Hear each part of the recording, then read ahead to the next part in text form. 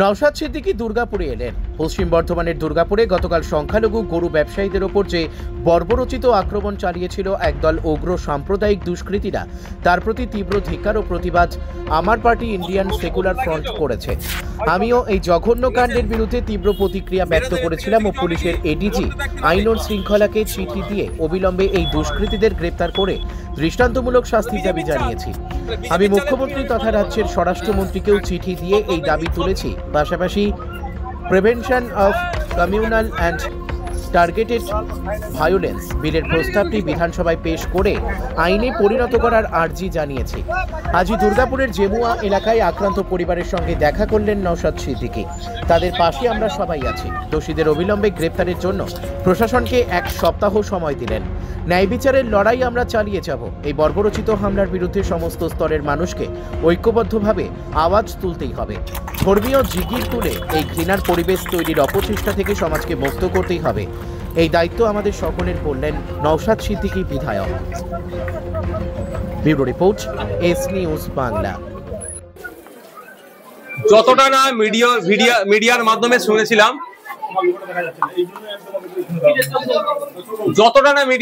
শুনেছিলাম, এখন এসে আরো ভয়ঙ্কর শুনছি। 60,000 টাকা, বেশ কিছু মোবাইলও কেড়ে নিয়েছে, একটা তার চুরি করেছে। এসে শুনলাম ধর্মীয় বিদ্বেষমূলক অনেক কথাবার্তা বলেছে। ভিন্ন ধর্মের ধর্মীয় স্লোগান তুলে এদেরকে বলতে বাধ্য করিয়েছে। এদের গাড়ির মধ্যে ঢুকে হাত পা বেঁধে ভরে দিয়ে এদের আগুন লাগিয়ে দেবো, প্রাণে মারবো হুমকি দিয়েছে, আক্রমণ চালিয়েছে। একটি ব্যক্তির মাথায় 8টি সেলাই হয়েছে, শারীরিক অত্যাচার করেছে, ধর্মীয় বিদ্বেষমূলক কথা বলেছে। এরা বারবার বলেছে এদের কাছে বৈধ কাগজ আছে, যে এরা বৈধভাবে পশুটা কিনে নিয়ে এসেছে। একজন আবার চাষবাসের জন্য বলদ কিনে নিয়ে এসেছিল 2টি। বলার পরও এদের উপর আক্রমণ চালিয়েছে। আমি অবাক হচ্ছি, সম্প্রীতির বাংলা, ঐক্যের বাংলাতে কিভাবে এগুলো মাথা চাড়া দিচ্ছে। মাননীয় মুখ্যমন্ত্রী, তার পুলিশ দপ্তর কেন এগুলোকে আটকাতে পারছে না? একের পর এক এই ধরনের অন্যায় ঘটে চলছে। কুরবানির সময়তে, ঈদুল আজহার সময় কুরবানির পশুকে নিয়ে এই ধরনের আক্রমণ চালিয়েছিল, বিভিন্ন জায়গাতে দেখেছিলাম। এটা দিনের পর দিন বেড়ে চলেছে। সম্প্রীতির বাংলা, আর বিশেষ করে দুর্গাপুরের একটা ঐতিহ্য আছে সম্প্রীতির দিক থেকে, ঐক্যের দিক থেকে। সেই দুর্গাপুরের মতো শহরে এই ধরনের আক্রমণ মেনে নেওয়া যায় না। যেখানে আক্রান্ত হয়েছে, প্রায় 2 ঘন্টা ধরে আক্রমণ চালিয়েছে এদের উপরে। 2 ঘন্টা ধরে আক্রমণ চালিয়েছে। সেই সময় যেখানে আক্রমণ হচ্ছে, প্লেস অফ অকারেন্স থেকে কাছাকাছিতে থানা ছিল, থানার পুলিশ এসে উদ্ধার করেনি। অবাক হয়ে যাচ্ছ আমি যে থানাও তাহলে কি প্রচ্ছন্ন মদত ছিল এতে? 1 নম্বর কথা। দ্বিতীয় কথা হচ্ছে, ওরা যখন ফিরে আসে লোকাল থানাতে, ওদের লোকাল থানাতে যখন অভিযোগ দায়ের করতে যায়, ওরা আবার সেই আতঙ্কিত মানুষগুলোকে ওই যেখানে ঘটনা ঘটেছে সেখানে পাঠাচ্ছে। কিন্তু আমরা জানি আইনে বলা আছে 0 FIR এর কথা। আইনে বলা হয়েছে যে আপনি ভারতবর্ষের যে কোনো প্রান্তের থানাতে আপনি অভিযোগ দায়ের করতে পারেন। তাহলে ও লোকাল থানাতে এসে অভিযোগ দায়ের করছে, এখান থেকেও তাকে আবার অত দূরে পাঠানো হয়েছে। এখানেও পুলিশের গাফলতি। এখন যখন এটা নিয়ে সোশ্যাল মিডিয়ায় হই হচ্ছে, সোশ্যাল মিডিয়ায় যখন এটা নিয়ে বিতর্ক হচ্ছে, তখন আমরা দেখছি কি 2 জনকে গ্রেফতার করেছে।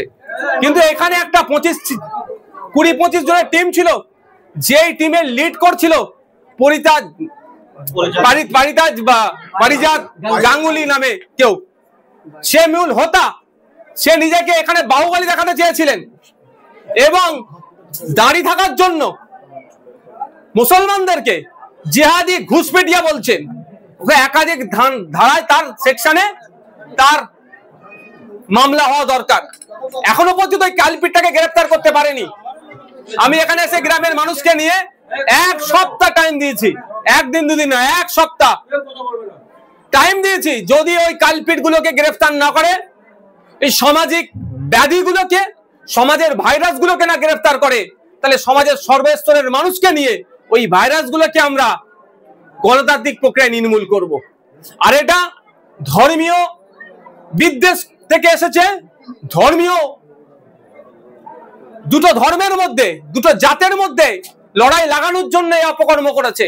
আমি গ্রামের মানুষকে বলেছি, যারা আক্রান্ত তাদেরকেও বুঝিয়ে বলেছি যে এটা আমরা ধর্মীয়, ওরা যে খেলায় খেলতে চাচ্ছে সে ফাঁদে আমরা পা দেব না। এটা ধর্মীয় লড়াই নয়, এটা সামাজিক অবক্ষয়, সামাজিক ব্যাধিকে সমাজের সমস্ত স্তরের মানুষকে নিয়ে নির্মূল আমরা করব। এটা বিজেপির বর্তমান যে এটা করেছে, সে বর্তমান তার রাজনৈতিক পরিচয় হচ্ছে তিনি বিজেপির দলের একটা দায়িত্বশীল যুব নেতা। তিনি বিজেপির একাধিক নেতাদের সাথে তার পরিচয়, তার ফটো পাওয়া গিয়েছে, অলরেডি ভাইরাল হয়েছে। তো বিজেপি, তৃণমূল, সাধারণ মানুষ আমাদের কাছে বড় কথা নয়, ওর রাজনৈতিক পরিচয় বিজেপি। আর বিজেপি পশ্চিমবাংলাতে তার রাজনৈতিক কলকে আর পাচ্ছে না, সেই জন্য ধর্মীয় উন্মাদনা তুলে তার ভোট পাওয়ার চেষ্টা করছে। তো এখন প্রশ্ন হচ্ছে, পুলিশ প্রশাসন এখনো পর্যন্ত ওই যুব নেতাকে বিজেপির গ্রেফতার করছে না কেন? ঘটনা ঘটেছে প্রায় 48 ঘন্টা অতিবাহিত হতে চলেছে, এখনো খুঁজে পাচ্ছে না। শুধু বিরোধী নেতারা কোথায় আছে, বিনা কারণে তাদেরকে তুলে মিথ্যা মামলা দিয়ে অ্যারেস্ট করবো, তার বেলায় পুলিশ খুঁজে পেয়ে যায়। আর যে অন্যায় করলো বিজেপির নেতা, তাকে কেন এখনো গ্রেফতার করছে না? এই প্রশ্নটা থেকে যাচ্ছে। আমি এটাও বলি আপনাদের, আমরা মুখ্যমন্ত্রীর কাছে চাইছি prevention of violence, prevention of communal and targeted violence act পশ্চিমবাংলায় আনতে হবে। এই গণহত্যা সাথে সাথে এই মব লিঞ্চিং পশ্চিমবাংলাতে বন্ধ করতে হবে। আমরা আশা করব যে আগামী দিনে পশ্চিমবাংলার এই সম্প্রীতির মাটিতে, ওই ঐক্যের মাটিতে এই ধরনের অপকর্ম আর হতে দেবে না প্রশাসন। দেখুন, প্রশাসনের একটা শাখা আছে গোয়েন্দা বিভাগ, তাদের কাজটাই হচ্ছে কোনো ইনসিডেন্ট ঘটার আগেই তারা পুলিশকে ইনফর্ম করবে, পুলিশ এসে সেটাকে ইনসিডেন্টটাকে ঘটতে দেবে না। দুর্ভাগ্য আমাদের, থানা 2 কিলোমিটারের মধ্যে থাকলেও 2 ঘন্টা ধরে এদের অকথ্য অত্যাচার চললেও এদেরকে গরু ছাগলের মতো রাস্তায় হাঁটিয়ে নিয়ে গেছে, শারীরিক অত্যাচার করেছে, ধর্মীয় বিদ্বেষমূলক কথা বলেছে। এত কিছু জানার পরও পুলিশ আসলো না কেন? এই প্রশ্ন থেকে যাচ্ছে। এটা পুলিশের গাফলতি, পুলিশ মন্ত্রীকে দায়ী নিতে হবে। শুভেন্দু অধিকারী আজকে একটা ফেসবুক পোস্ট করেছে, সেখানে লিখেছেন যে দুর্গাপুরের ঘটনায় পুলিশ তৎপর হয়েছে, 2 জনকে গ্রেফতার করেছে, কিন্তু কলকাতায় তাদেরই এক কর্মীকে নৃশংসভাবে মারধর করা হয়েছে, সেখানে পুলিশের কেন অ্যাক্টিভিটি দেখা গেল না? কি বলবো? আমি প্রত্যেকটা জায়গার ক্ষেত্রেই বলি, আর আগামী দিনেও বলবো, পুলিশকে তৎপরতা দেখাতে হবে। অন্যায়কারীর বিরুদ্ধে পুলিশকে স্ট্রিক্ট হতে হবে, কড়া হাতে দমন করতে হবে। কোন সাধারণ বিজেপি কর্মীকেও যদি অন্যায়ভাবে কেউ মারে, পুলিশের উচিত হবে সে সাধারণ বিজেপি কর্মীর পাশে দাঁড়িয়ে যে আক্রমণ হচ্ছে করলো তার বিরুদ্ধে অ্যাকশন নেওয়া।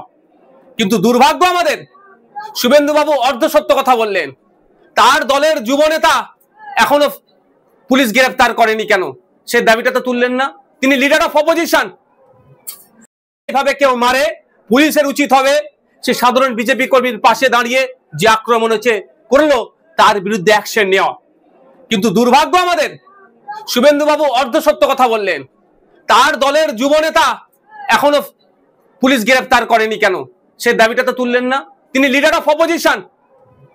তার উচিত ছিল দুর্গাপুরে যেভাবে সংখ্যালঘু মুসলিম সম্প্রদায়ের উপরে আক্রমণ চালিয়েছে, এটাকে নিন্দা ধিক্কার জানানো বলা দরকার ছিল, এবং এই কাণ্ডের সাথে যারা যুক্ত তাদের প্রত্যেককে দৃষ্টান্তমূলক শাস্তি হোক, এই দাবিটা তার করার দরকার ছিল।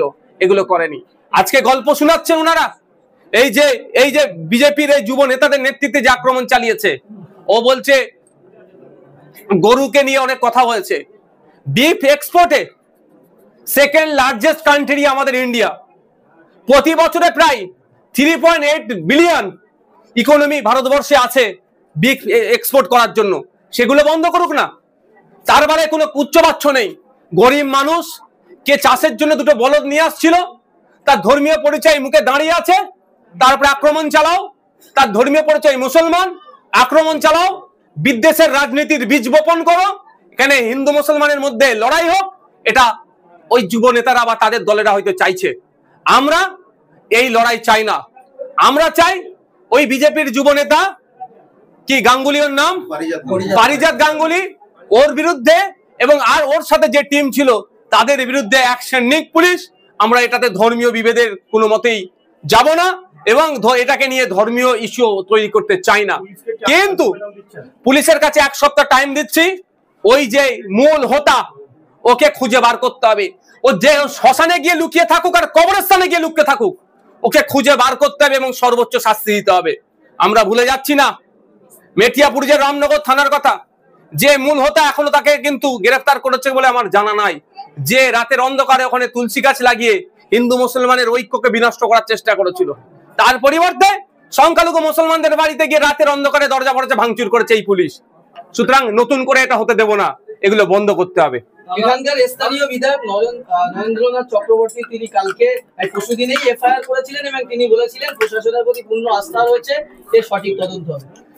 দেখুন, এফআইআর করেছেন একজন বিধায়ক হিসাবে, শাসক দলের বিধায়ক হিসাবে তিনি তার রোলটা প্লে করেছেন। কিন্তু আমি যদি তাকে প্রশ্ন করি এই ঘটনা ঘটছে কেন আপনার এলাকাতে, আপনারা শাসক দলে আছেন, আমরা বিরোধী দলের নয়, আমরা বিরোধী দল থেকে, তারপরেও তিনি এফআইআর করেছেন। এফআইআর এর ভিত্তিতে যদি উনি বলতে পারেন যে আমার এফআইআর এর ভিত্তিতে দুজনে গ্রেফতার হয়েছে, উনি বলতে পারেন। কিন্তু মূল হোতা যারা আক্রান্ত হয়েছে, তারা যারা অভিযোগ করেছে, তাদের গরু এখনো ফিরে পায়নি। তাদেরকে থানায় গিয়ে দীর্ঘক্ষণ বসে রাখার পরে কখনো 5টা গরু, কখনো 2টো গরু এই ধরনের দিয়েছে, এখনো তারা তাদের গরু ফিরে পায়নি।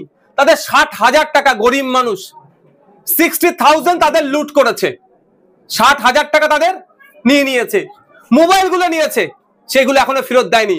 আমি মাননীয় বিধায়ক মহাশয়ের কাছে অনুরোধ করব, ওই যে মূল হোতা পারিজাত গাঙ্গুলি যিনি আছেন, তাকে গ্রেফতারটা করা বলুন, তাহলে জানবো।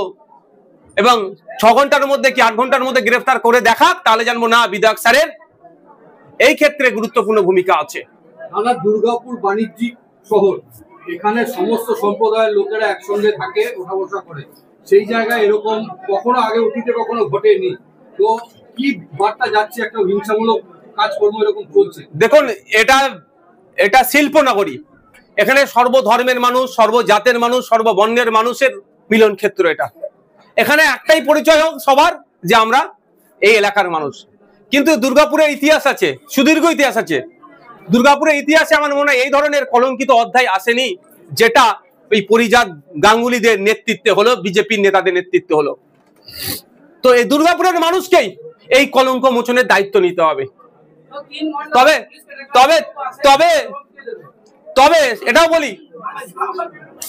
বলি যে এটা ওরা ধর্মীয় ইস্যু করতে চাইলেও আমরা সমাজের সর্বস্তরের মানুষ এটা ধর্ম নিয়ে ধর্মযুদ্ধ লাগাবার পক্ষপাতী নয়।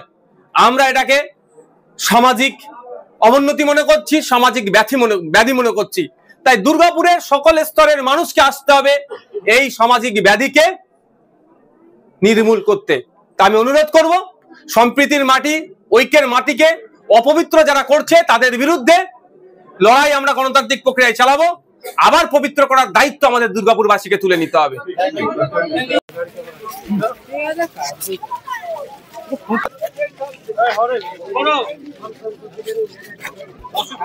লাগিয়েছো ভয় পাবে না, ঠিক আছে? মেরে দেবে, থেকে বেশি কিছু হবে কি? মরতে তো একদিন হবেই। কেউ শ্মশানে যাবে, কেউ কবরস্থানে যাবে, মরতে একদিন হবে।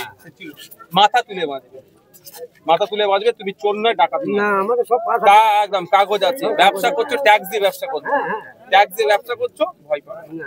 লড়াই করব যারা যারা এরকম আক্রমণ চালিয়েছে। আচ্ছা,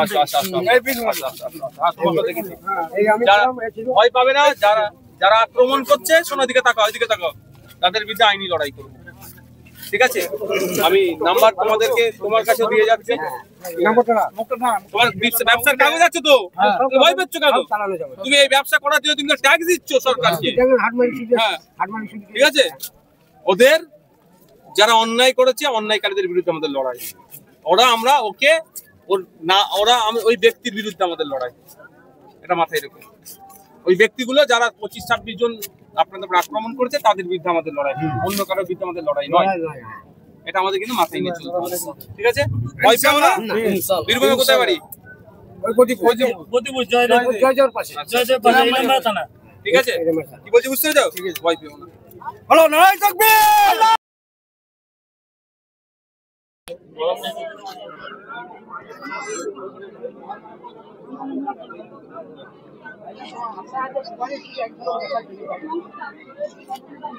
আমি কালকে গতকালকে পুলিশের যিনি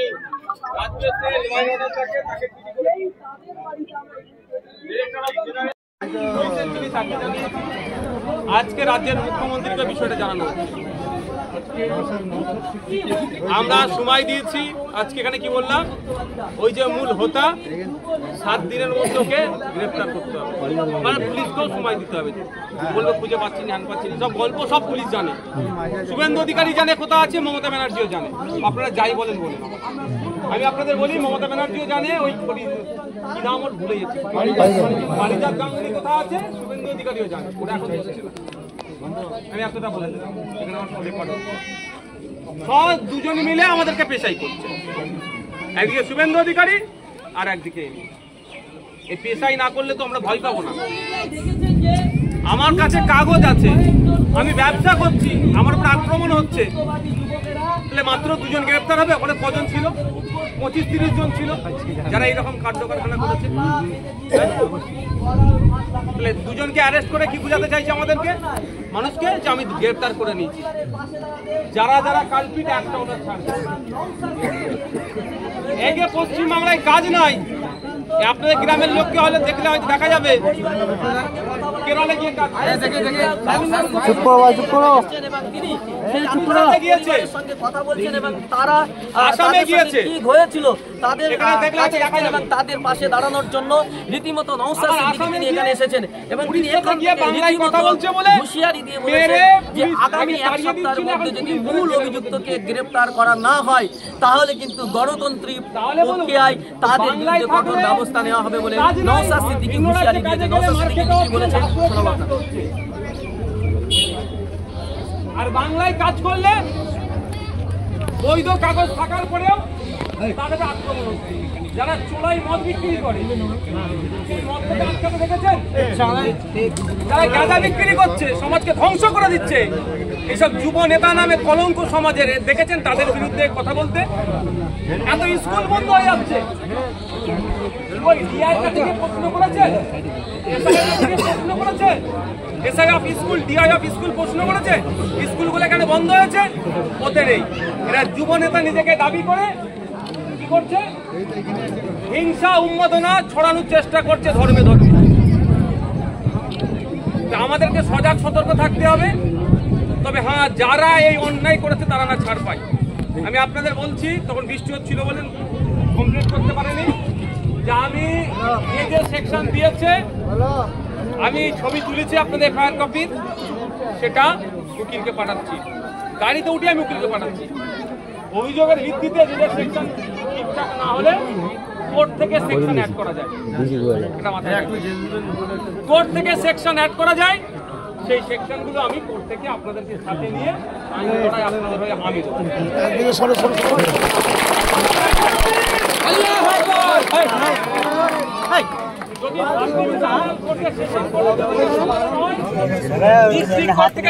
হাইকোর্ট আছে, ভয় পাবেন না, মাথা তুলে বাঁচবেন। কারো কাছে মাথা নত নয়, কারো বাপ দাদা আমাকে সার্টিফিকেট দেবে না আমি ভারতের নাগরিক কি নাগরিক নয়। আমার বাপ দাদা দেশের জন্য লড়াই করেছে, ব্রিটিশদেরকে তাড়িয়েছে আমার বাপ দাদা, আর ওই পরিজাত গাঙ্গুলির বাপ দাদা ব্রিটিশের পা চেটেছে, ও আমাকে সার্টিফিকেট দেবে?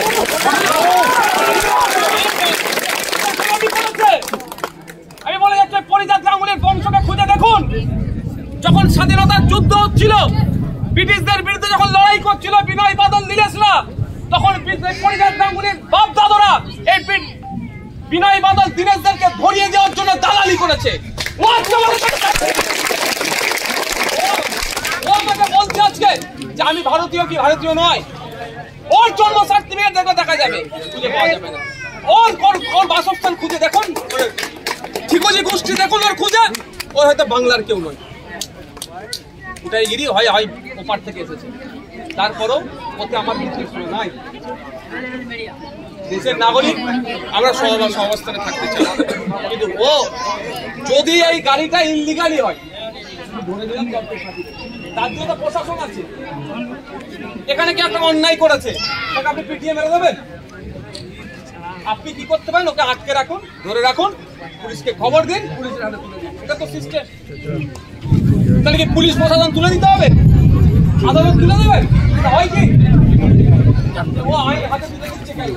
সাহসটা পাচ্ছে কোথায়? এটা আমাকে বুঝতে হবে। আমরা কি 2021 সালে এই দিন দেখার জন্য ভোট দিয়েছিলাম? আমার কথা শুনলে অনেকের খারাপ লাগতে পারে, বাস্তব কথা বলছি।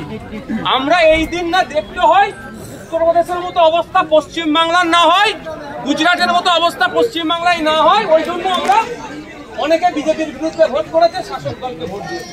তাহলে বলুন সেদিন দেখতে হচ্ছে কেন? এর জবাব তো শাসক দলকে দিতে হবে। এটা এই ধরনের ঘটনা আগামীতে না ঘটে, তার জন্যই আমরা আজকে ঐক্যবদ্ধ হয়েছি। আমার আসার কারণটা এটাই যে এই ধরনের ঘটনা না ঘটে, সেটা শাসককে দায়িত্ব নিতে হবে। আইন পশ্চিমবাংলায় করতে হবে, যে আইনের করলে এসপি ডিএমরা সরাসরি দায়িত্ব তাদেরকে জবাবদিহি করতে হবে। Prevention of communal and targeted violence, এই আইন যদি পশ্চিমবাংলায় হয় তাহলে এই ধরনের কোনো ঘটনা ঘটলে এসপি আর ডিএম জবাবদিহি করতে হবে। ফলে